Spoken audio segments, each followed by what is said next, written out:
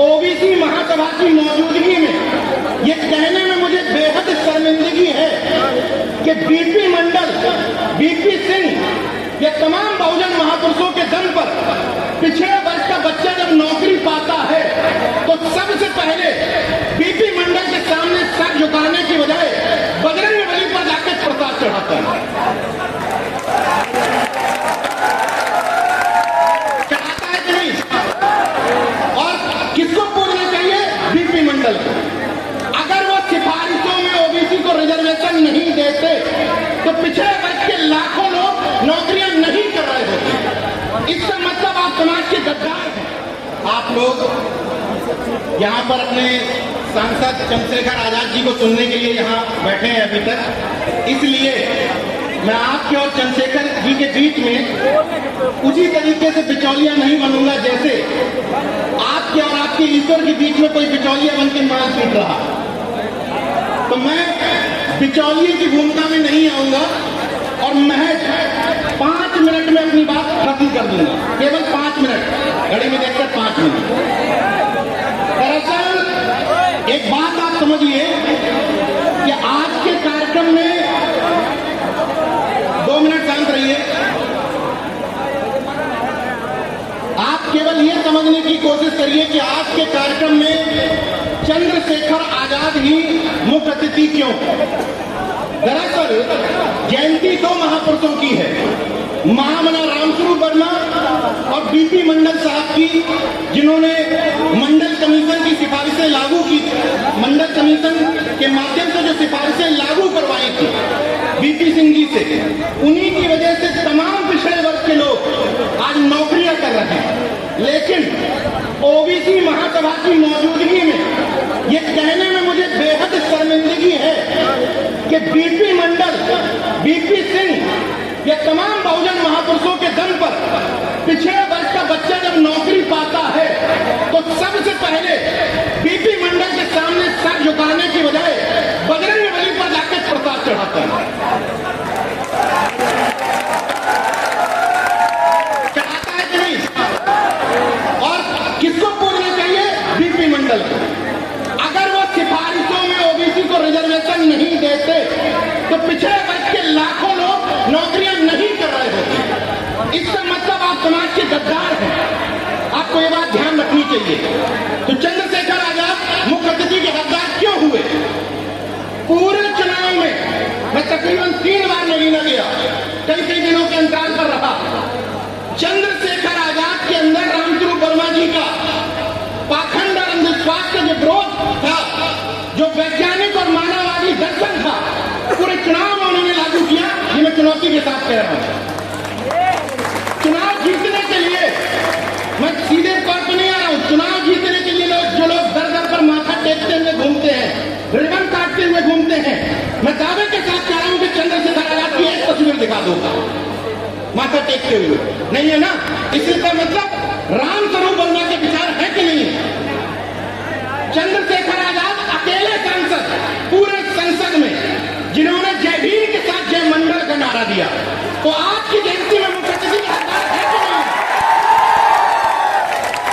तो बताओ, आज की जयंती मुख्य अतिथि के हकदार हुए कि नहीं हुए? तो अब आप जितने लोग यहाँ चंद्रशेखर भाई का अपने आप को अनुयायी कहते हैं, एक बात ध्यान रखिएगा, भक्त मत बनिएगा, अनुयायी बनिएगा।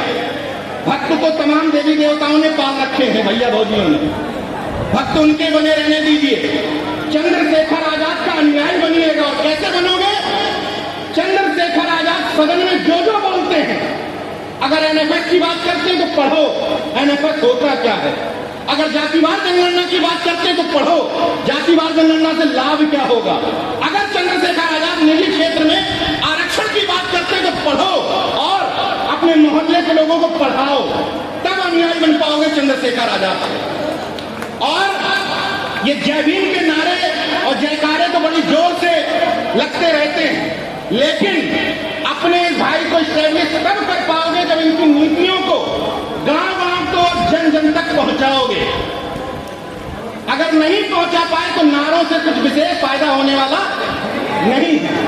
अंतिम बात एक कह देता हूं, क्योंकि जातिवार जनगणना टॉपिक है। सुप्रीम कोर्ट जो पहले ओबीसी में क्रीमी लेयर ढूंढ चुकी है, वही सुप्रीम कोर्ट को एससी एसटी में क्रीमी लेयर दिखाई देने लगे हैं, दिखने लगे हैं ना। तो मेरा सवाल है उसी सुप्रीम कोर्ट से कि जब एससी एसटी में क्रीमी लेयर तुमको दिखने लगे हैं, तो वो क्रीमी लेयर हाई कोर्ट और सुप्रीम कोर्ट में नहीं दिखा होगा। अगर एससी एसटी में क्रीमी लेयर है तो सुप्रीम कोर्ट में जज क्यों नहीं बनाते हो एससी एसटी? अगर क्रीमी लेयर है, अगर क्रीमी लेयर है तो नॉट फाउंड सुटेबल कह करके ओबीसी एससी के पदों को रिक्त क्यों छोड़ देते हो? सही सवाल है कि नहीं है? और अगर एससी एसटी क्रीमी लेयर हो गया है तो मंदिरों पर कब्जा क्यों नहीं दिला देते? सहमत है? अगर क्रीमी लेयर है तो सवर्णों के क्रीमी लेयर से शादियां क्यों नहीं करवा देते? दमाद क्यों नहीं बना देते? और क्रीमी लेयर पैदा हो गया गलत तो नहीं कह रहा हूं, संवैधानिक बात कह रहा हूं कि मैंने नहीं कहा उन्हीं को क्रीमी लेयर दिखता है सुप्रीम कोर्ट वालों को।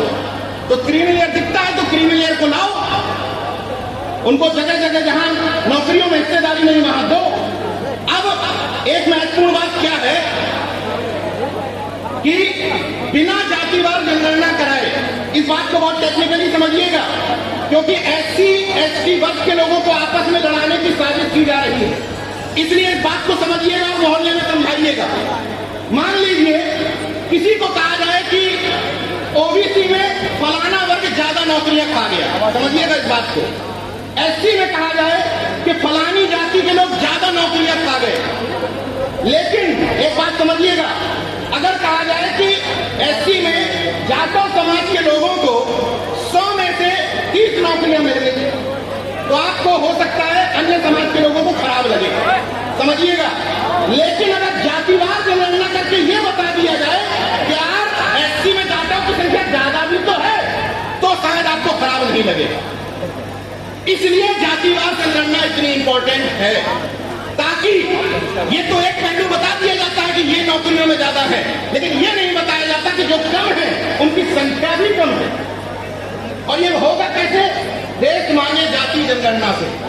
जाति जनगणना कराए बिना पता नहीं चलेगा कि देश के संसाधनों पर, नौकरियों पर, यहां तक कि पोकलैंड मशीनों पर, जेसीबी पर, खनन के काम में, यहां तक कि ठेके पट्टी में कौन कब्जा जमाए बैठा है, पता चल पाएगा क्या?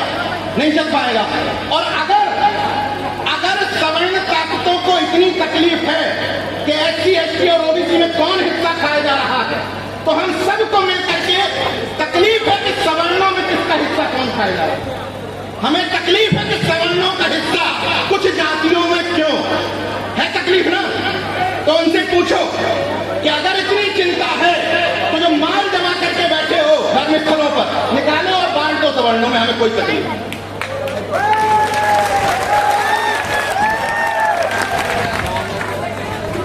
अब लास्ट लाइन के साथ बात खत्म कर दूंगा। रामेश्वर पवन जी जो बात अधूरी छोड़ दिए, उस लाइन को आगे बढ़ा दूंगा। जिसमें समता की चाह नहीं वो बढ़िया इंसान नहीं, समता बिना समाज नहीं, बिन समाज जनराज नहीं, सबको इज्जत सबको काम, वरना होगी नील हराम।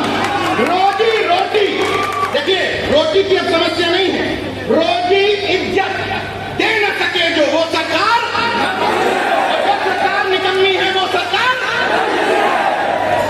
नमो